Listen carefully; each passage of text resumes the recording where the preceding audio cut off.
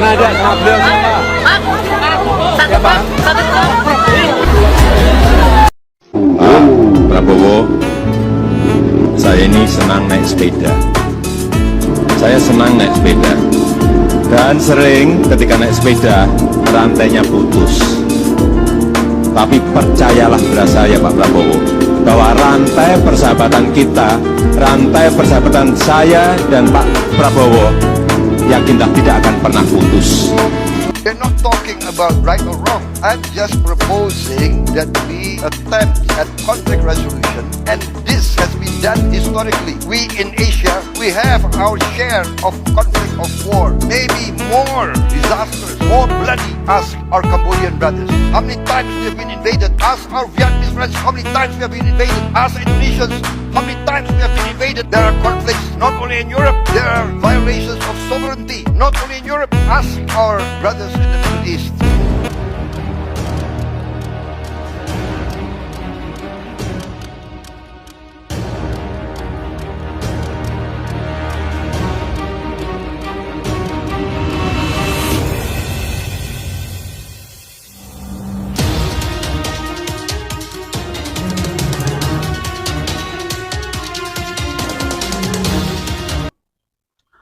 Assalamualaikum warahmatullahi wabarakatuh. Salam sejahtera untuk semuanya.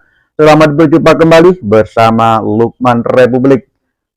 Kali ini Lukman Republik hadir dengan informasi dari dunia politik, yaitu tentang tokoh partai politik, yaitu Letnan Jenderal Purnawirawan Prabowo Subianto, Ketua Umum Partai Gerindra, yang juga salah satu bakal calon Presiden Republik Indonesia tahun 2024-2029.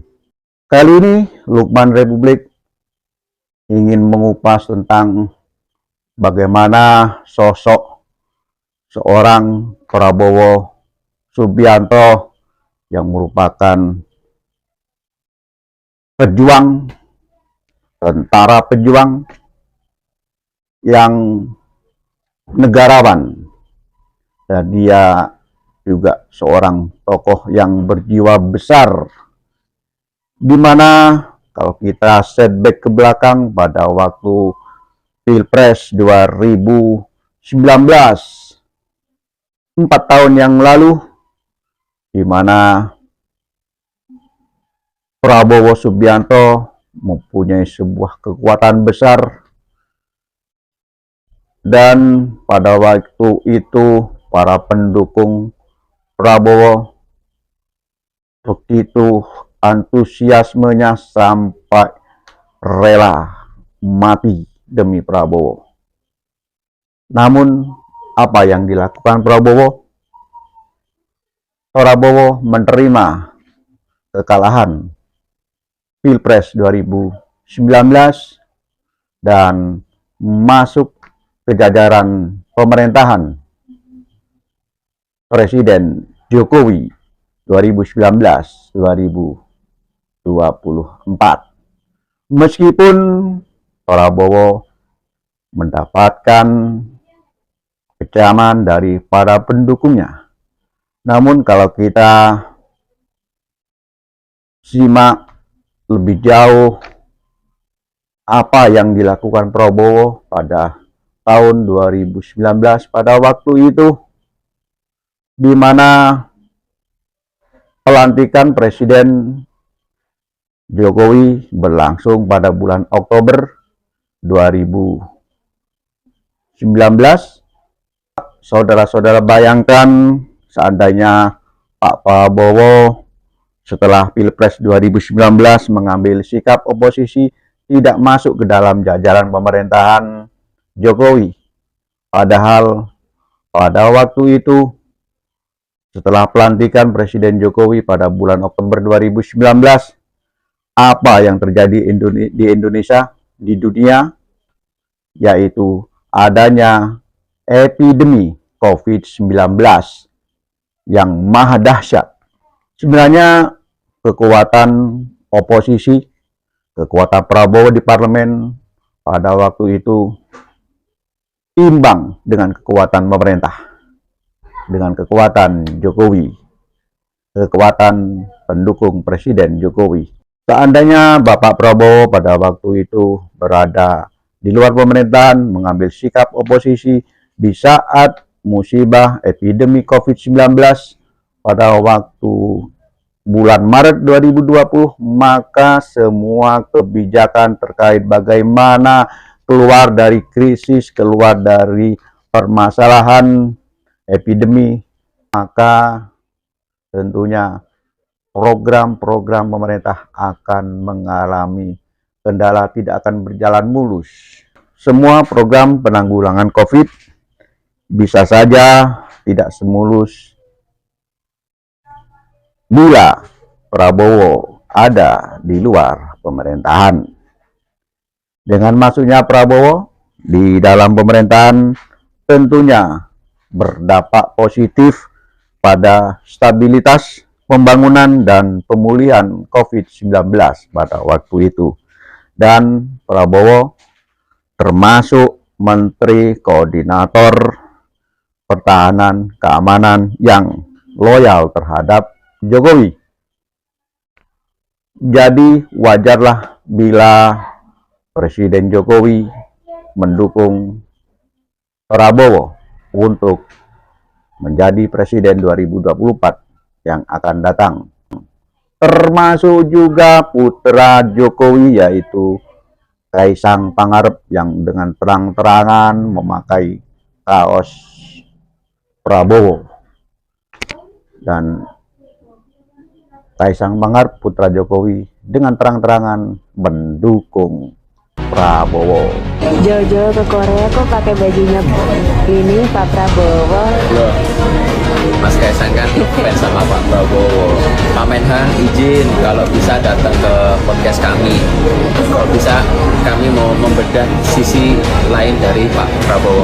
Termasuk juga politisi senior dari PD Perjuangan, Effendi Simbolon, dan mantan relawan-relawan Jokowi juga banyak yang mendukung Prabowo. Saya secara jujur berharap Indonesia dinakodai oleh pemimpin yang punya kehandalan. Otherwise kita akan menjadi porak-poranda kok. Negara yang tadi disampaikan oleh Pak Prabowo begitu besarnya aset bangsa, aset negara, aktiva negara. Tapi kemudian kita tidak mampu mengoptimalkan itu menjadi sesuatu yang bermanfaat. Tidak ada lagi kemudian yang kita stunting, kemiskinan, dan seterusnya. Negara yang tidak punya aset aktiva yang berupa aset sumber daya alam saja bisa maju. Korea Selatan, Jepang, dan seterusnya. Apalagi kita yang punya modal aktiva yang sangat besar. Nah tadi saya kira kita bisa membaca lah, ya, secara jujur, secara objektif. Saya melihat figur itu ada di Pak Prabowo. Lebih jelasnya, yuk kita simak bagaimana, sejauh mana hubungan keakraban antara Presiden Jokowi dengan Prabowo Subianto, Ketua Umum Partai Gerindra yang juga sebagai calon Presiden Republik Indonesia tahun 2024. Berikut ini.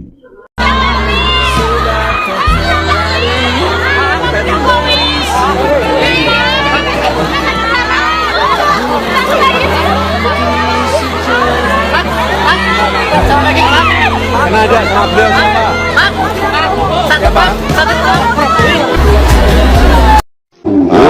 Rantai persahabatan saya dan Pak Prabowo yakinlah tidak akan pernah putus. Kapten kesebelasan kita ya Pak Jokowi, ya kan? Aku ya striker lah, ya kan? Iya kan? Ya kalau menang ya beliau dapat piala, ya pegang piala kan beliau, benar nggak? Itu.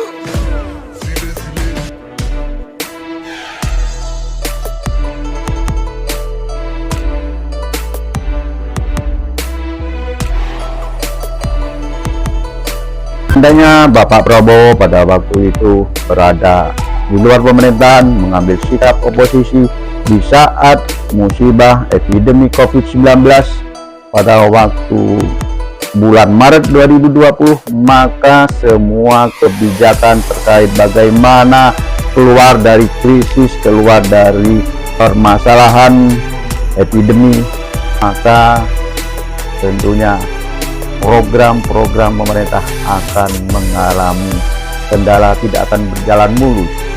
Semua program penanggulangan COVID bisa saja tidak semulus bila Prabowo ada di luar pemerintahan. Dengan masuknya Prabowo di dalam pemerintahan tentunya berdampak positif pada stabilitas pembangunan dan pemulihan COVID-19 pada waktu itu. Dan Prabowo termasuk Menteri Koordinator Pertahanan Keamanan yang loyal terhadap Jokowi.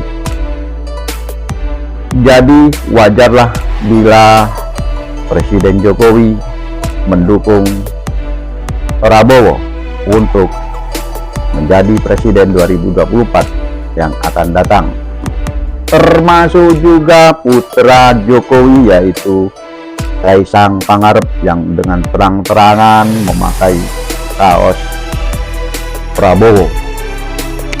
Dan Kaisang Pangarep putra Jokowi dengan terang-terangan mendukung Prabowo. Prabowo, saya ini senang naik sepeda. Saya senang naik sepeda. Dan sering ketika naik sepeda, rantainya putus. Tapi percayalah pada saya Pak Prabowo, bahwa rantai persahabatan kita, rantai persahabatan saya dan Pak Prabowo, yakinlah tidak akan pernah putus. Demikian informasi Lukman Republik. Sampai jumpa lagi dengan informasi yang lain. Jangan lupa dulur-dulur, mohon dibantu like, komen, dan subscribe. Matur nuwun. Assalamualaikum warahmatullahi wabarakatuh. Salam sejahtera untuk semuanya.